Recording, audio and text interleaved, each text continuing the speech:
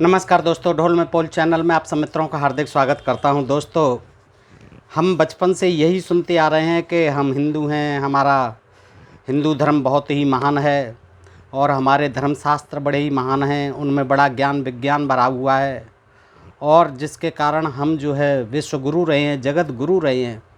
तो दोस्तों, जब हम पढ़ते हैं इन धर्मशास्त्रों को, जिनकी की दुहाई दी जाती है कि इनमें बड़ा ज्ञान विज्ञान भरा है, तो दोस्तों हम ये पाते हैं, किसी भी धर्मशास्त्र को उठा के देख लें आप, हम ये पाते हैं कि ब्राह्मणों ने इनको लिखकर न केवल अपनी मर्यादा को स्थापित किया, बल्कि अन्य वर्णों को, यानी क्षत्रिय, वैश्य और शूद्र वर्णों को, क्षत्रियों को और वैश्यों को कर्मकांड के नामों पर ठगा, छला, उनसे तमाम दान पुण्य कराते रहे, हवन यज्ञ के नाम पर छलते रहे और शूद्रों को, जो कि एक बहुत बड़ा बहुसंख्यक वर्ग था, उसको जो है सेवा और टहल चाकरी कराकर उनके प्रति जगह जगह नफ़रत भर दी, अस्पृश्य बता दिया, उनका भोजन खाना मना कर दिया, उनसे वार्तालाप करना मना कर दिया, उनको वेद पढ़ना सुनना, धार्मिक पुस्तकें पढ़ना सुनना सब कुछ मना कर दिया। और यहाँ तक प्रावधान कर दिए गए कि अगर वेद सुन लें, अगर कोई धर्मशास्त्र की बातें सुन लें, तो उनके राजा जो है उनके कानों में शीशा पिघला कर भरवा दे। दोस्तों, बराबर बैठ जाए तो उसका चूतड़ कटवा दे, उसका जो है दगवा दे और उसको देश निकाला दे दे। किसी को गाली दे दे या उस पर लात उठाए तो जिह्वा को छेद दें और उसकी लात को कटवा दें शूद्र की। तो शूद्रों के लिए हर ग्रंथों में, सब ग्रंथों में, और यही ज्ञान विज्ञान भरा है। जब आप पढ़ेंगे तो आपको सबको ये विदित हो जाएगा कि यही ज्ञान विज्ञान है इस हमारे हिंदू धर्म का। दोस्तों, तो देखिएगा, आज भी मैं आपके सामने पद्म पुराण से, अब पता नहीं इसको किसने लिखा है, लिखा इन ब्राह्मणों ने ही है। व्यास जी का तो नाम लिख देते हैं और व्यास जी इतने कहाँ लिखते रहे होंगे। तो इसमें भी पद्म पुराण में स्वर्ग खंड है। दोस्तों, ये पद्म पुराण है और गीता प्रेस गोरखपुर से प्रकाशित है। इसमें स्वर्ग खंड है, पृष्ठ 390 है। इसमें वेद व्यास जी, ये व्यास जी जो हैं, ये ज्ञान दे रहे हैं ब्राह्मणों को कि ब्राह्मणों के क्या नियम हैं, क्या धर्म हैं, आदि आदि। तो दोस्तों, ये बड़ा रोचक प्रसंग है और आपसे अनुरोध करता हूँ कि देखिएगा और सुनिएगा कि ब्राह्मणों ने क्या क्या नियम धर्म बना रखे थे और एक बहुसंख्यक शूद्र वर्ग को किस तरह से पशुवत बना दिया, उसको सब अधिकारों से वंचित करके शोषित और दमित वर्ग बना दिया। तो देखिए, व्यास जी कहते हैं, ब्राह्मणों किसी भी प्राणी की हिंसा न करे। और खूब यज्ञों में हिंसा होती थी, कभी झूठ न बोले, खूब झूठ बोलते थे और आज भी झूठ बोलते हैं जो कथा कहानीकार हैं, और इनमें लिखी हुई सारी झूठी बातें हैं। इनको गप्प पुराणों को, झूठों को पढ़ पढ़ के अपना धंधा कर रहे हैं। कभी झूठ न बोले, अहित करने वाला तथा अप्रिय वचन मुँह से न निकाले। खूब दुर्वासा जी ऋषि श्राप दे देते थे, तुरंत खूब क्रोध करते थे और अप्रिय वचन देते थे सारे ऋषि महर्षि। कभी चोरी न करे, किसी दूसरे की वस्तु, चाहे वह तिनका, साग, मिट्टी या जल ही क्यों न हो, चुराने वाला मनुष्य नरक में पड़ता है।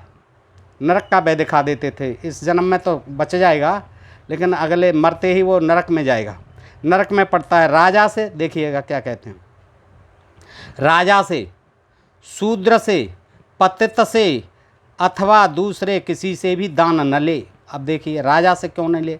राजाओं से तो दान लिया ही गया है, बात बात पर दान लिया गया है। क्षत्रियों को मूर्ख बना करके उनको कर्मकांडों के नाम पर खूब ठगा गया है। तो राजा से ये कह रहे हैं व्यास जी कि राजा से दान न ले, शूद्र से तो ले ही नहीं, पतित से तो ले ही नहीं। शूद्र और पतित एक ही बात होती है। दूसरे किसी से भी दान न ले। ऐसा कोई ब्राह्मण नहीं मिलेगा जिसने दान नहीं लिया हो पहले भी और ना आज, सब दान लेते हैं। यदि विद्वान ब्राह्मण असमर्थ हो, उसका दान लिए बिना काम न चले, तो भी उसे निंदित पुरुषों को तो त्याग ही देना चाहिए। निंदित यही हैं, शूद्र जो है यही निंदित हैं, नीच वर्ण के लोग। निंदित पुरुषों को तो त्याग ही देना चाहिए। श्रेष्ठ द्विज विशेषतः देव संबंधी द्रव्य का अपहरण करे तथा ब्राह्मण का धन तो कभी आपत्ति पड़ने पर भी न ले। एक ब्राह्मण जो है दूसरे ब्राह्मण का धन, कितनी भी आपत्ति आ जाए, लेकिन उसको उससे न ले। विष को विष नहीं कहते।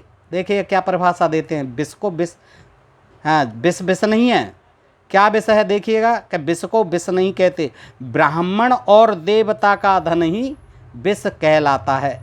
अब देवता तो कहीं किसी ने देखे नहीं है, ये ब्राह्मण ही और ये ही देवता है। तो ब्राह्मणों का धन ही विष कहलाता है, इसको खाते ही मर जाएगा आदमी। तो ब्राह्मणों का धन ही विष कहलाता है, वो विष विष नहीं है जिसे हम विष समझते हैं। विष को विष नहीं कहते, ब्राह्मण और देवता का धन ही विष कहलाता है। अतः सर्वदा प्रयत्न पूर्वक उससे बचा रहे, नहीं तो मर जाएगा। जैसे विष को खा करके मर जाता है, वैसे ही ब्राह्मण का धन खा के मर जाएगा।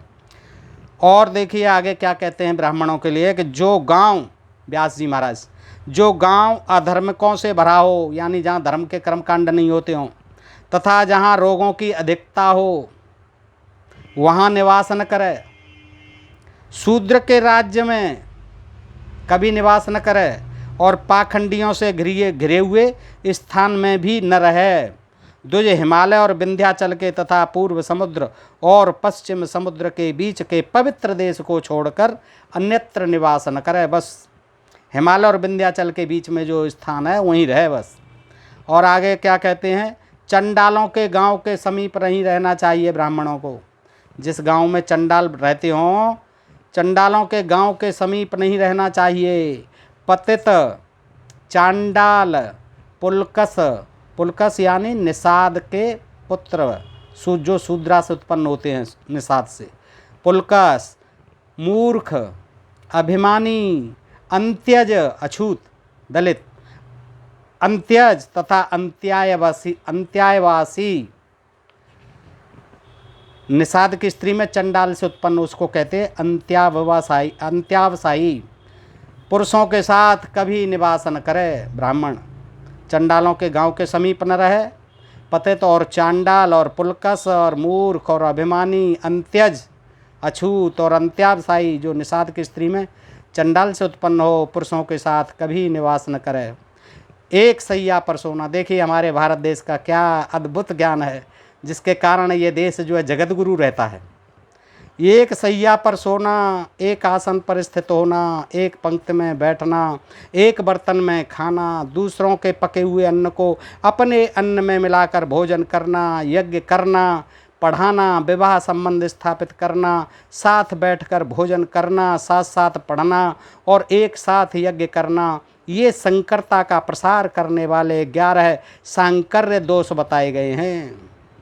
देखिए क्या ज्ञान दिया है, यज्ञ करना, पढ़ाना, इन अछूतों के साथ, अंत्यवसायियों के साथ, शूद्रों के साथ, क्या नहीं, दूसरों के पके हुए अन्न को अपने अन्न में मिलाकर नहीं खाना, एक बर्तन में नहीं खाना, एक पंक्ति में नहीं बैठना, एक आसन पर नहीं बैठना है, साथ बैठकर भोजन नहीं करना है, साथ साथ पढ़ना नहीं है और एक साथ यज्ञ नहीं करना है। ये संकरता, वर्ण संकरों का प्रसारण करना है। समीप रहने से भी मनुष्यों के पाप एक दूसरे में फैल जाते हैं, इन्फेक्शन हो जाता है अछूतों से, क्योंकि ये जो है मनुष्यों के जो पापी होते हैं, ये मनुष्यों के पाप एक दूसरे में फैल जाते हैं। इसलिए पूरा यत्न करके सांकर्य दोष से इन लोगों से बचना चाहिए, जो राख आदि से सीमा बनाकर एक पंक्ति में बैठते और एक दूसरे का स्पर्श नहीं करते, उनमें संकरता का दोष नहीं आता। कहीं दावत में बैठना है तो राख आदि से अपनी सीमा बांध लो, उसके अंदर बैठो। एक पंक्ति में बैठते हैं जो सजाती होते हैं, वो एक दूसरे को छूते नहीं हैं, स्पर्श नहीं करते, उनमें संकरता का दोष नहीं आता है। अग्नि भस्म जल विशेषतः द्वार खंबा तथा मार्गन 6 से पंक्ति का भेद पृथक्करण होता है। मुनीश्वरों, आगे कहते हैं व्यास जी, जो द्विज देवताओं, ऋषियों अथवा वेदों की निंदा करता है, शास्त्रों में उसके उद्धार का कोई उपाय नहीं देखा गया है। जो गुरु, देवता, वेद अथवा उसका विस्तार करने वाले इतिहास पुराण की निंदा करता है, वह मनुष्य 100 करोड़ कल्प से भी अधिक काल तक रौरव नरक में पकाया जाता है, भूना जाता है, उसे पकाया जाता है 100 करोड़ कल्प वर्ष तक। जो गुरु ब्राह्मण ही होते थे, देवता भी ब्राह्मण ही, और वेद पाठी भी ब्राह्मण ही, वेद भी ब्राह्मण ही, और उसका विस्तार करने वाले जो पुराण हैं, ये इनकी जो निंदा करता है, अब बताओ कैसे कोई हिम्मत करेगा। 100, अब मेरी तरह कोई पढ़ नहीं पाएगा क्योंकि उसे डर सताएगा। अब मेरे लिए तो तैयार है, मुझे तो 100 करोड़ कल्प अब नरक में जाना ही जाना है, ये पढ़ लिए मैंने, ये शूद्रों के लिए इसीलिए वंचित थे, वर्जित थे। तो दोस्तों ये देखें, जहाँ इनकी निंदा होती हो वहाँ चुप रहे, बस निंदा नहीं करे। और कोई कर रहे हो तो करने दो, लेकिन तुम कुछ मत बोलो, चुप रहो। ब्राह्मणों की, वेदों की, गुरुओं की, देवताओं की और इतिहास पुराणों की, इनकी कोई भी निंदा करता हो तो चुप रहो, कुछ भी उत्तर मत दो, कान बंद करके और चले जाओ वहाँ से। निंदा करने वाले की ओर दृष्टिपात भी मत करो। जो बक रहा है उसे आँख बंद करके, अनसुनी करके भग लो, उसे बकने दो। विद्वान पुरुष दूसरों की निंदा न करे और अच्छे पुरुषों के साथ कभी विवाद न करे। पुत्र और शिष्य को शिक्षा के लिए ताड़ ना दे। नीच पुरुषों की सेवा न करे। देखिए, ब्राह्मण कभी शूद्रों की, वैश्यों की, क्षत्रियों की, क्योंकि वे उससे नीचे वर्ण के हैं, तो उनकी नीच पुरुषों की सेवा न करे कभी। तथा कभी तृष्णा में मन न लगाए। अब तृष्णा तो मरी नहीं है किसी की, तृष्णा में तो मन लगा ही रहता है। धंधे की आड़ में ये सब कुछ प्रपंच रचा जाता है। दीनता को यत्न पूर्वक त्याग दे। विद्वान पुरुष किसी विशिष्ट व्यक्ति का अनादर न करे, बिल्कुल न करे अनादर विशिष्ट व्यक्ति का। अब आप समझ लीजिए विशिष्ट व्यक्ति कौन होते हैं समाज में और कौन होते थे।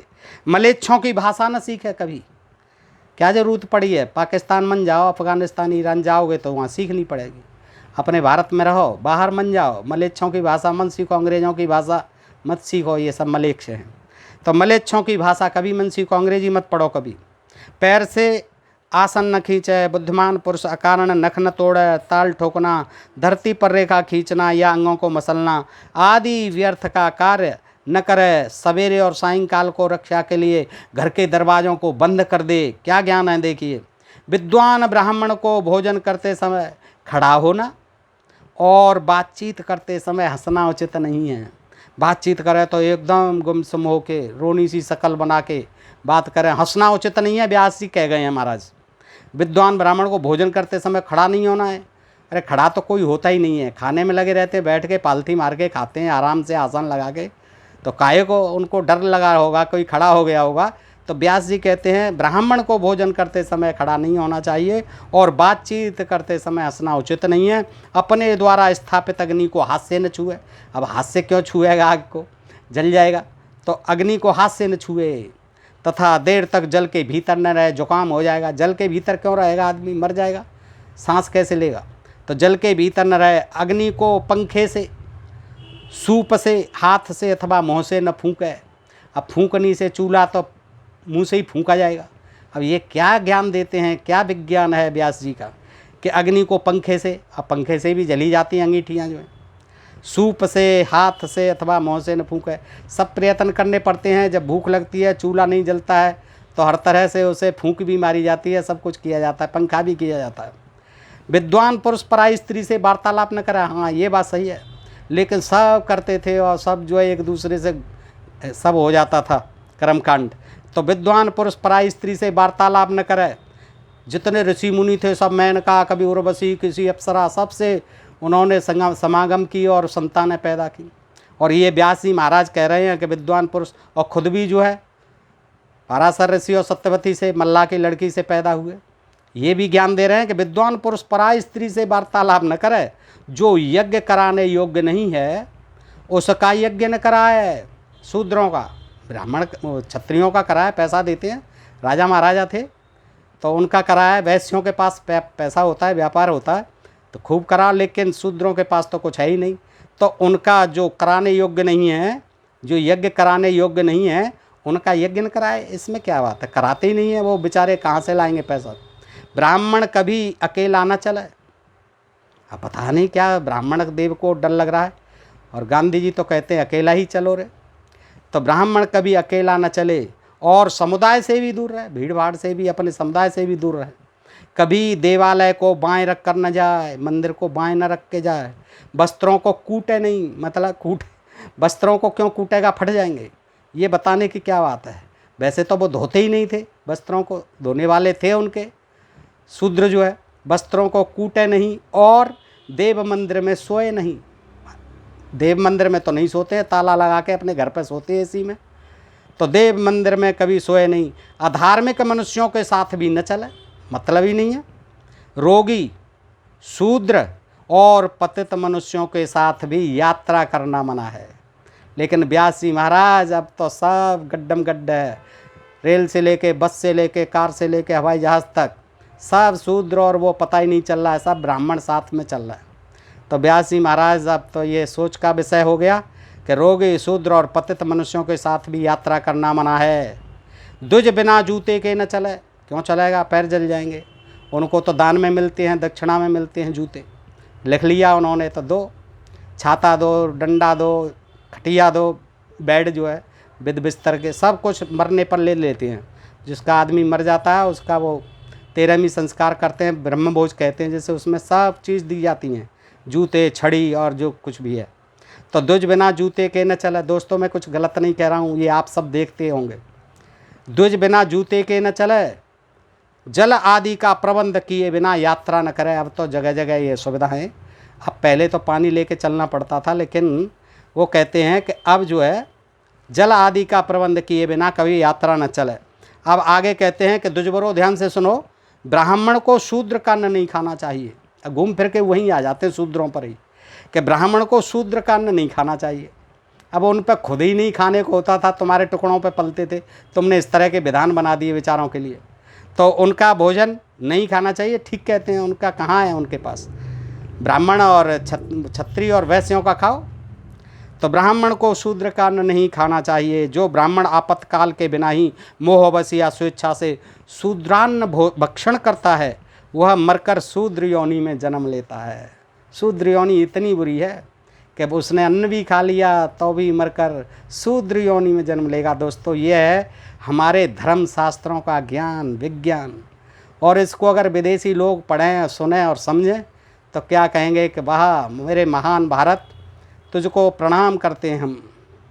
जो द्विज 6 मास तक शूद्र के कुत्सित अन्न का भोजन करता है, 6 मास तक।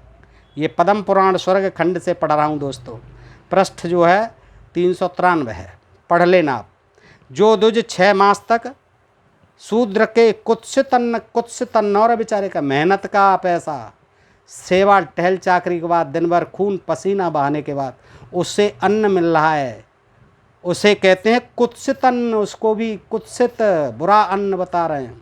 कुत्सित अन्न का भोजन करता है, यानी शूद्रों के अन्न का भोजन करता है 6 मास तक, वह जीते जी ही शूद्र के समान हो जाता है। देखिए, शूद्र मतलब पशु से भी बुरा है। गाय माता है, गायों में देवता वास करते हैं, लेकिन वह शूद्र हो जाता है और मरने पर कुत्ता होता है।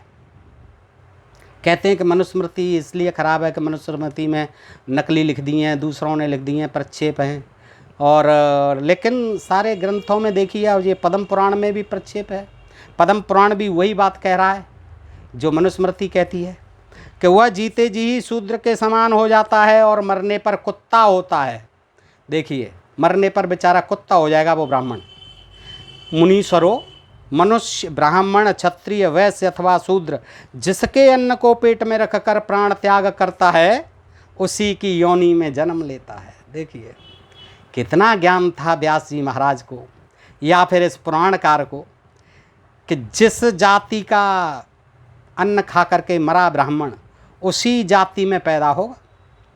नट, देखिए नट, नाचने वाला, चंडाल, चमार, समुदाय, वैश्या, इन 6 के अन्न का परित्याग करना चाहिए। वैश्या का नहीं खाना है, नट का, नाचने वाले का, अब चांडाल का और चमार का समुदाय का, इनका नहीं खाना है। तेली, धोबी, चोर, शराब बेचने वाले, अब तो ये लोग जो है बड़े बड़े पदों पर पहुंच गए हैं, मुझे नहीं कहना चाहिए, देश के प्रधानमंत्री तक बन रहे हैं, राष्ट्रपति तक बन रहे हैं। व्यास जी क्या लिख गए आप, सब कुछ उल्टा पुल्टा हो रहा है। तेली, धोबी, चोर, शराब बेचने वाले, नाचने गाने वाले, लोहार। अब नाचने गाने वाले सारे अभिनेता अभिनेत्री हैं जो महिमा मंडित होते हैं, तमाम अरबपति करोड़पति हैं व्यास जी महाराज। आप उनका अन्न नहीं खाएंगे तो कैसे काम चलेगा। बहुत खिलाते हैं, बहुत दान देते हैं वो। लोहार और मरना शौच से युक्त मनुष्य का अन्न भी त्याग देना चाहिए, इनका नहीं खाना चाहिए। कुम्हार, चित्रकार, सूदखोर, पतित, द्वितीय पति स्वीकार करने वाली स्त्री के पुत्र, अभिशापग्रस्त सुनार, रंगमंच पर खेल दिखाकर यानी नाटककार जीवन निर्वाह करने वाले, व्याध, बंध्या, रोगी, चिकित्सक यानी वैद्य डॉक्टर।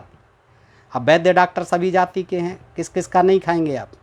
व्यभिचारिणी स्त्री, हाकिम, ऑफिसर, नास्तिक जो भगवान को नहीं मानता, नास्तिक आस्तिक के विपरीत, देव निंदक, सोम रस का विक्रय करने वाले, स्त्री के वशीभूत रहने वाले, स्त्री के उपपति को घर में रखने वाले पुरुष, प्रत्यक्त, कृपण, झूठा खाने वाले, महापापी, शस्त्रों से जीविका चलाने वाले, भयभीत तथा रोने वाले मनुष्य का अन्न भी त्याज्य है।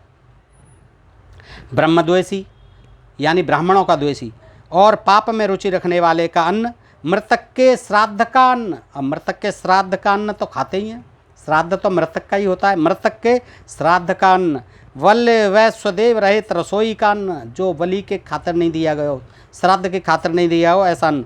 रोगी का अन्न भी नहीं खाना चाहिए।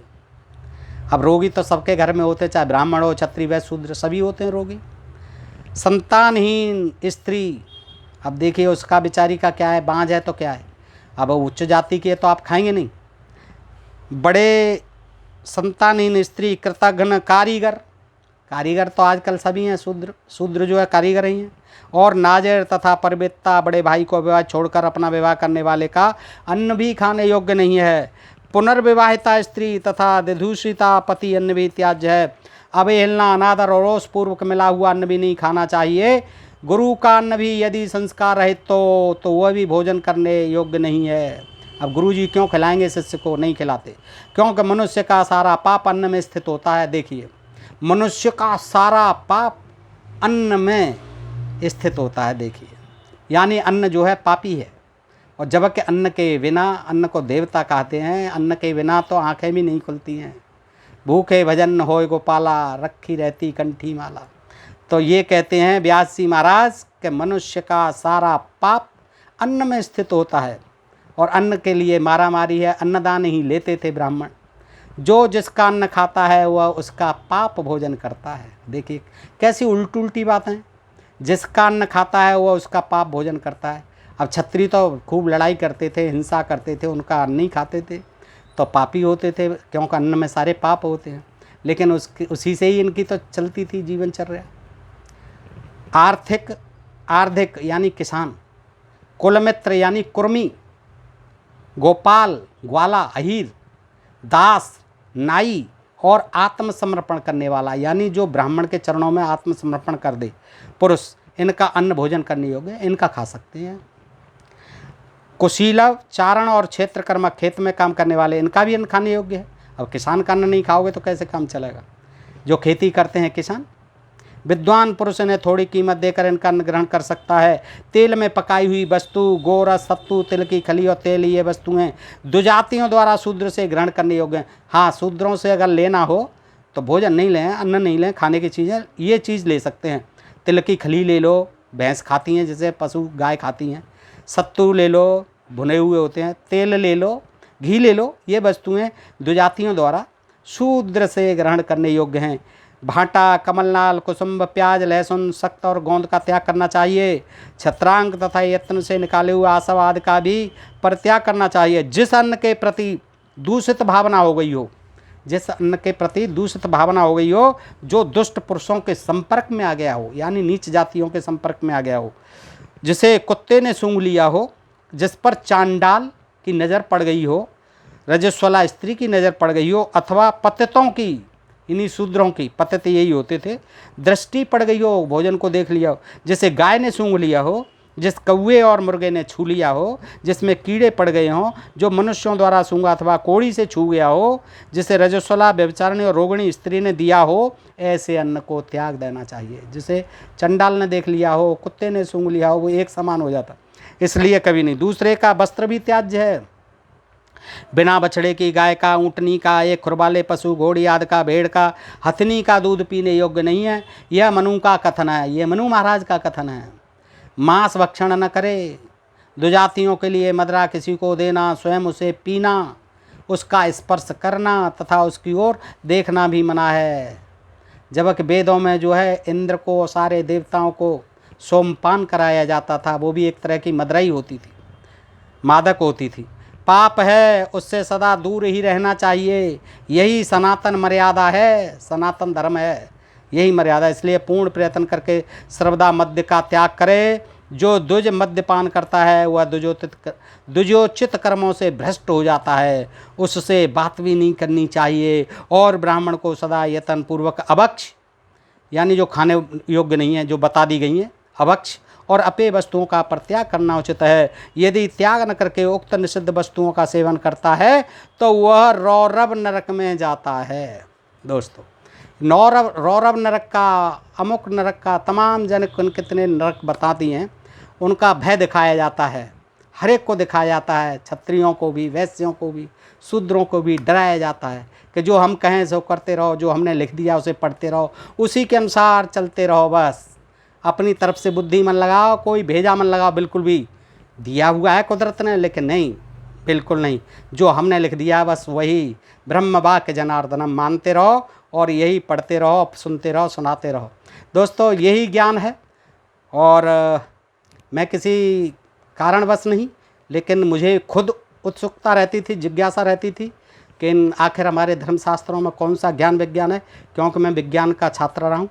तो दोस्तों, मैं देखता हूँ कि ये ज्ञान विज्ञान जैसा भी है आपके सामने रखता हूँ। और दोस्तों, सुनने के लिए बहुत बहुत आभार, और आप सब मित्रों का बहुत बहुत सदैव हृदय से आभार। नमस्कार, जय हिंद, जय भारत। ढोल में पोल चैनल को सब्सक्राइब करते रहें। नमस्कार दोस्तों।